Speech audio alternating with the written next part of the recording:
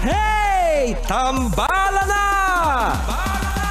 At eto na sila, ang nag-iisang masugid na tagahanga ni Nicole Yala. Chris Chuper! Kasama ang nag-iisang die-hard fan ni Chris Chuper, Nicole Yala!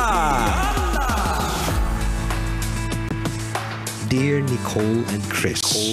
Dear Nicole and Chris. Dear Nicole and Chris. Dear Nicole and Chris.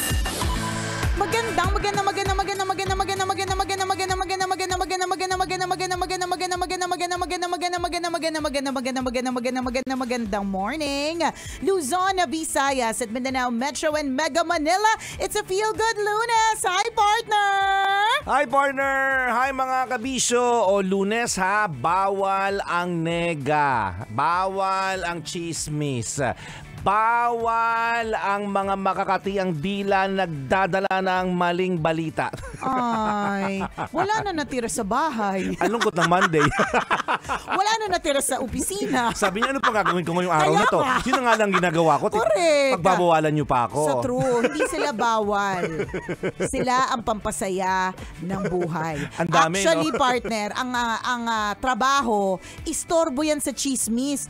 Ay, magtatrabaho na. Sayang, nagchichismisan pa naman ngayon. Ang dami na naman tinamaan ngayon. Lunes na Lunes, porque wala pa yung boss. Sabi nila, wala pa yung boss natin. Yan. Dito muna tayo sa pantry. Yan. O, chismis muna tayo. Correct. Yan. Timpla-timpla muna tayo ng kape. Yan. O, dito muna tayo sa banyo. Mag-makeup muna tayo. Yan. Habang nag-makeup, nagchichismisan. Yan. Nako. Nagkakaalaman na talaga ng mga tunay na mga attitude pagdating sa mga chismisan. Pero yun naman, aminin na natin, partner. Yun naman paminsan-minsan ng okay, fine. Hindi, lagi. Hindi pala paminsan-minsan, lagi. Nagpapa-excite din minsan ng mga umaga. Nagbibigay ng kulay. Correct, ang mga marites. Diba? Tingnan mo kapag merong bagong chismis sa showbiz. Oh. Diba? Hindi ba't ang aga-aga? Ang dami na kagad comment. Hindi pa nakakapag-almusal yung mga tao. Kita mo, na kagad. Libo-libo na talaga ang comments. Talaga? Naghiwalay si ano? Hindi ba't matagal na sila ni ganon? Ginano ni ganon si ganon? Ayan. Nagganunan sila. Ay, nako. Oo, hindi ka lang basta mag-comment, isi-share mo pa. Ayan. Diba, ikakalat mo pa sa mga kaibigan, huy, alam mo ba? Ay, nako. Si ganito, nagganunan pala sila. Grabe. Ang intense nung ganunan. Yung tanghali na, puro ganunan pa yung kwento nyo, di ba? Tapos nagtataka ka, bakit wala kang pag-asenso? Diba? Ba't kaya hindi ako yung mayaman? Correct. Kasi mas maraming oras na nagugugol mo, kakachismis. Alam mo, okay lang naman yung huwag tayong plastic. Gusto din naman natin yung mga ganyan. Kaya nga, ang show business, hindi naman siya nawawala. Diba? Ang chismis, in fact, dito sa Pilipinas, isipin mo makakoin tayo ng term na marites. Alam mo yun? Yung parang, grabe no? Parang dati marites is just a name of a person. Ngayon alam na natin na it's a brand. Correct. It's a brand. It's a personality. Sa true. It's an attitude. Ugali. Di ba? Isipin mo, dating pangalan, ngayon ugali. Di ba? Sa bagay, nag-umpisa yan sa Makati eh. Dating syudad, ngayon ugali din. So, alam mo yun, ganun katindi yung importansya o parte ng buhay natin. Yung chismis, yung gossip, yung intriga, di ba? Na yung pangalan na Marites, naging verb, di ba? Naging action word. It's a popular brand, guys. Correct. Popular brand. Chismis, walang hindi nakakaalam na salitang Marites. Maski yung mga Pilipino na nasa ibang bansa ngayon, di ba? Na ang tagal na nila nagtatrabaho sa ibang bansa, OFW for so long. Alam din na lang ibig sabihin ng Marites. So, ibig sabihin, ganun katindi yung pangangailangan ng mga tao sa chismis. So, hindi natin maitatanggi yan. Wag tayong plastic. Trip natin yung mga ganyan. Gusto natin yung mga ganyang klase mga balita. Hindi naman lahat, pero maraming may gusto sa ganyan. Kaya nga, 'di ba, patok na patok ang showbiz, patok na patok ang 'di ba, sino yung mga content creators na talagang umaalagwa ng husto. O kaya, 'di ba, yung gusto nila mapag-usapan, hindi gagawa ng chismis. Kasi nga gusto natin yung ganon. Pero Nako. hindi porke mahilig tayo sa mga ganyang klase mga kwento, buong araw, yan ang igugugol natin. Dapat binabalansan nyo rin. Oh, Pwede naman, hindi man pinagbabawalan. Correct, may oras. May oras at hindi lahat ng oras. Chismis ang iniisip. Alam mo nga, pag naging itong Marites na to, naging halimbawa, naging etiketa ng isang damit, for example, o naging brand ng tubig, hindi na mag-effort yung marketing department Oo nila. naman. Agad-agad. Sikat na eh. True. Kailangan mo pa ba ng awareness? Ay, Hindi wala na. Ay, yung na. Marites pangalan ng tubig yan ngayon. Ay, O hindi. brand ng t-shirt yan Yan. ngayon. Diba? Hindi na mag-effort yung sales department, marketing department na gumawa ng napakaraming promotion dahil kilala ng sambayan ng Pilipino ang salitang Marites. Isipin Diba? mo yun. Ganun siya ka-popular. Correct. Okay lang yon. Hindi natin na itatanggi, wag tayong plastic, tayo din naman partner. Type natin Ay, yung ito, mga ganyan araw-araw nga paminsan-minsan. din ibang Marites. Correct. Correct, tayo na yung pinaka perfect na halimbawa. Pero syempre, hindi naman natin to buong araw ginagawa. Oo. Diba? May oras lang. 8:20 to 8:40, 9:20 kasi to 9:40. dito kami binabayaran ng magagawa Oo. nyo. At yun pa, maganda din kung magmamarites ka, siguro yung kikita ka. Kung hindi ka na makikita sa pagmamarites mo, wag mong lagi-lagiin. Wag araw-arawin. Kung araw-arawin, uulitin natin, meron lang takdang oras. Dapat meron pang ibang parte ng araw mo, 'di ba, na dapat i-google mo sa ibang mga bagay. Ano ba yung mga recommended na oras? Break time yan. Break Yan, ito totoo, break time. Hindi yung Coffee time, coffee break. Correct, lahat na nagtatrabaho, tapos biglang, huy, di ba? May kasama pang kuhit. Paano? Huy. May kuhit Isa talaga pa. yung tono nila, no? Correct, yung isa yung tono. alam mo ba? Alam mo ba? Tayo-tayo lang ang nakakaalam nito, Yung bumubulong ka, Oo. pero ang lakas-lakas naman ng Sa boses tro. mo. Tatlo lang tayo nakakaalam sa opisina, ha? Ikaw, ako, at ang buong office. Tatlo lang tayo. Huy. Ay, wag ko ha, hindi dapat ako magsabi nito eh. Ganyan pa yung mga linyahan. Huwag mong sasabihin ha. Oh, ewan ko ba? Oo. Pero doon yung talaga eh. Nakantaka talaga ako. Ayan. Nakita ko pa talagang pumasok sa office ni boss. Kaya naman pala ganun na nangyari, di ba? Yung wala na buong detalye pero ang dami ng picture. Correct. Yung nagkakaintindihan correct. sila, no? Yung mga detalye, maliliit lang. Putol-putol nga eh. Pumasok sa opisina, Yan, nagkaroon yan. ng bagong iPhone, Yan. diba? Umuwi ng maaga, diba? Pero gets ng Sinundo lahat. ng iba, alam mo yun? Apat na iba't ibang senaryo na may iksi, diba? Pero naintindihan ng lahat, nakagawa ng isang buong kwento. O okay lang yan, sasabihin namin, diba? Pero wag naman para yung talagang may taong masira, yun din, 'di ba? Yung sinasabi natin kanina, wag araw-arawin, wag lagi-lagi, may oras lang, 'di ba? Kung di mo talaga mapigilan at may ganyang kultura sa opisina. Ang bilis ng balita sa opisina sa totoo lang, 'di ba? Yung mga ganyan, siguraduhin lang natin na wag mo na ikakalat kung alam mo ikisisira ng tao. Totoo 'yun. Yun din ang dahilan kung bakit pwede siyang magkaroon ng problema sa kanyang mental health, maapektuhan yung mismong work niya, 'di ba? Yung ganon. Wag mo nang ikalat. Ulitin natin kung may effect nun sa tao na kinikwento mo, 'di ba? Na mali. Of course, tama yung binanggit mo, may effect nun sa kanyang emotional and mental health. Sa iyo din may effect din, hindi mo lang napapansin. Ano yung effect nun? Nauubos yung oras mo. Yan. And time is gold. Gas-gas na kasabihan yon, pero ang dami mong oras na nasasayang kakachismis. At hindi lang to partner, yung literal na, huy, di ba? Na, meron kang kausap. Yung sinasabi mong, Ganyan. ito talaga. Kaya nga, nagtatanggol ako na hindi naman masyado masama. Pansinin mo, ulit-ulit lang Yung ako. huy pa lang talaga. Ang laki na natin ng kausap. Yung pabulong na malakas Yung na biglang hindi mo. nagtatype sa computer yun Correct. ngayon, tapos biglang tumigil. Oo. Huy.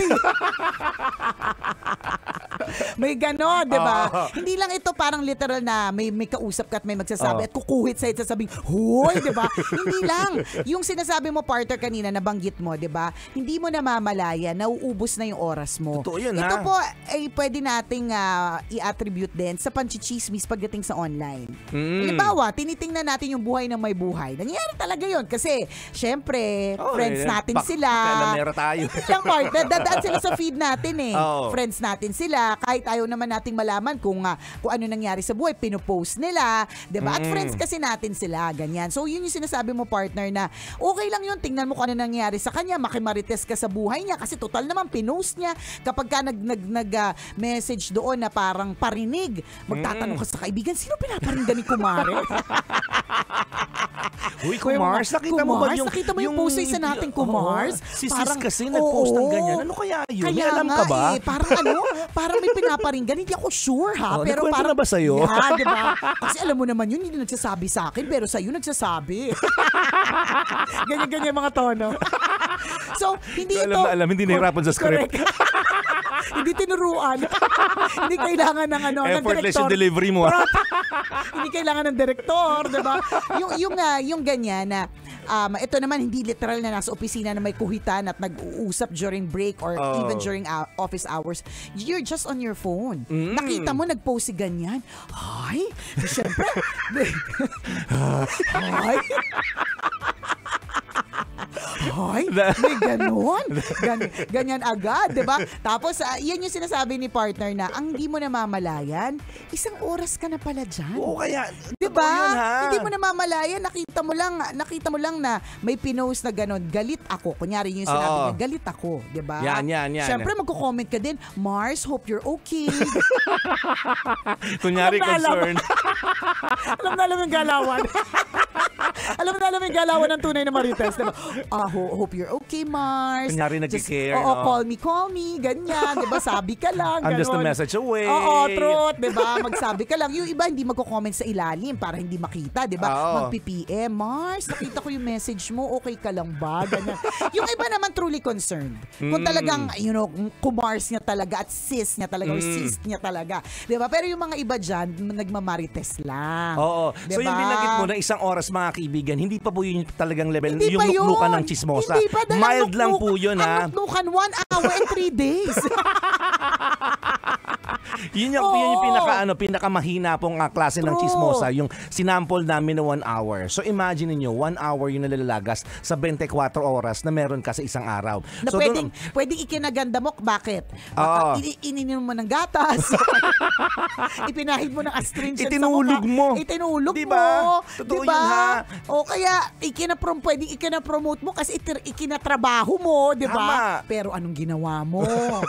Mars, nakita ko yung post mo eh. O pag hindi ka sinagot ni Mars tungkol sa post niya, ang ibang Kumars yung kukumustahin mo. Kumars, nakita mo ba yung post ni ano? Sinasabi ko na nga ba, kaya pala yung mga post yung mga nakaraang araw, parang talagang medyo madilim na. May ganyan. Kagaganyan mo, ha? So, average, mo. sa tingin mo, ilang oras na nagugugol ng mga average na chismosa? Feeling ko, partner, depende. Di ba yung mga phone natin nagsasabi kung ilan yung average na gamit at usage mo sa isang phone? Okay, so ikaw, kunyari, anong sinasabi nun sa'yo? Ilang oras? 6 hours, partner. 6 hours a day. Kunyari, usage ng phone. 6 hours a day. Kunyari, So, di ba? okay. Ilang oras doon yung actual na ginamit mo siya for work. Ibig sabihin, yan. posting for content, kung yun yung trabaho mo, o di naman kaya emails, kasi yan yung trabaho mo, magsisend ng file, ganyan. At ilang oras din, kasi di ba smart naman ng mga phones, sasabihin niya kung ano yung mga anong apps. specific activity yung ginawa mo. Totoo. Anong apps na ginamit mo at gaano ka katagal dun sa app na yan. Correct. Yan. Parang nakalagay doon social media, leisure, or kung ano pa man. So makikita mo kaagad doon eh. So sa 6 hours na yun, partner, ilan yung estimate mo na sa work-related? Siguro partner 6 minutes. Then yung 6 hours. Real talk na. Tapos yung ibang oras, alam na this. Hindi, ikaw makaka-assess niyan. Totoo yun, ha? Diba? Depende. Hindi lang 1 oras na nagugugol mo kakachismis. Correct. Totoo yun. Meron niyang parang app sa phone or settings sa phone na makikita mo yung usage So malalaman mo doon gaano katagal nagstay sa isang app. Yes. Gaano katagal nagstay sa ganitong app. Diba? Gaano katagal. Kaunti. Yung ba? Kung halimbawa sa email, which is work-related mostly. Diba? Ang spinend mo lang napakaikling oras pero mas marami kang oras sa messenger. Diba? Na maaring hindi related sa work. Alam na this. Alam na this. Mars. Puro Mars ang simula niyan. Mars, sis. Ganyan. Alam mo ba? Diba? Totoo yun na. So imagine niyo, kunyari 3 hours na lang. Yan yung pangkaraniwang oras mo na nagugugol sa kakachismis. So isipin mo sa isang 3 linggo. oras yan. 3 times 7. Correct. Diba? Kung sana yung oras na yun sa mo spinend. Alam mo, yung Tama ba? 3 times mali. 7, 14, 21. 21 hours a day. Ay, 21 hours a week. Diba? Ang ginugugol mo sa konti na lang, isang buong araw kang chumichismis. Ibang kakayahan ng dila mo, diba? Nuknukan, tama ka. Nuknukan. Isang araw na walang tulugan. Ibang level. Ganun yung yung conversion niya. Oh. Di ba nasana dun sa magaling. 21 hours, anong ginawa mo? Nagnegosyo ka. Nag-online selling. Yes. Di ba? Pumunta sa LTO, nag-renew ng lisensya. Hindi kasi minsan, may mga bagay na hindi tayo nagagawa. Paano inuuna natin yung mga Chismis. chismis? Totoo kaya? Oo, ang di mo alam, di ba? Expired na pala lisensya mo. Expired na pala sa ganitong bagay, di ba? May kailangan ka pala lakarin na papeles sa PSA, di ba? Yung anak nga gutom na hindi pa Correct. inasikaso eh. True. Mas importante Bakit? pa yung chismis eh. Ayan, Kaalimin natin, ganyan tayo. Okay lang yun, mga kaibigan, na nagmuwang ka ng chismis. But the question always is it worth your time? Napaka-importante yung tanong na yun eh. Ako para sa akin, sasagutin ko yung tanong na yun. Oo naman, worth the time. Kaya nga marami nagtatagal dyan eh. I think the better question is it taking so much of your time? Kasi kapag The answer is yes. Oo, the answer is yes. Kapag ka Oo. yes na sobrang kasi totoo, 'di ba? Bakit mo, 'di ba, sabi nga natin, what we focus on, we magnify. So kung nagfo-focus ka sa chismis, madaming oras mo dyan. Pero ang tanong talaga dito, dapat ba? Oh. Diba? Pwede namang oo. Kasi huwag tayong plastic. Gusto natin niya, Mars. Huy, diba? Pero kung sobrang daming oras ang ginugugol dyan, tapos yung chismis pa makakasira ng ibang tao. Yun. Diba? Dapat may mga ganun tayong tanong. Hindi yung chismis lang tayo ng chismis. Correct. Diba? Meron bang katotohanan ito? Diba, Ano yung bang sinabi pakinabang ang makukuha ko yan. dito? Diba, ikagaganda ko ba ito? Ikayayaman ko ba ito? Makakatulong ba ito sa kapwa? Yan. Kung ang sagot mo ay hindi. Lahat, di ba? Medyo bawasan mo na yan. Di ba? Tapos dagdagan mo ang ligtas points mo sa langit. Yan. Bawasan mo yung pagchichismis at dagdagan ang ligtas points sa langit. Tapos, sana maganda kung magchichismis tayo, mga magagandang balita, Oo di ba? nga, totoo ka dyan. Yung mga ganyan, mas gusto natin yung mga talagang, juicy. yung mga Yung may malala. dagdag. Correct. Yung may dagdag, may bawas, yung may ipinasok, may inilabas, di ba? May isinuksok, may inilabas, di ba? Yung mga ganun yung mga trip natin. Yung nakita lang magka-holding hands, Oo, pero ang dami nagkwento. nag-anuhan na ang kinalabasan. Correct. Di ba? So ingat po tayo sa mga chismis. Muli ako po si Nicole Yala. At ako naman si Chris Chuper. Na nagpapaalala, una magdasal ka para mabuhay ka, pangalawa mag-toothbrush ka para mabuhay naman iba. Yun!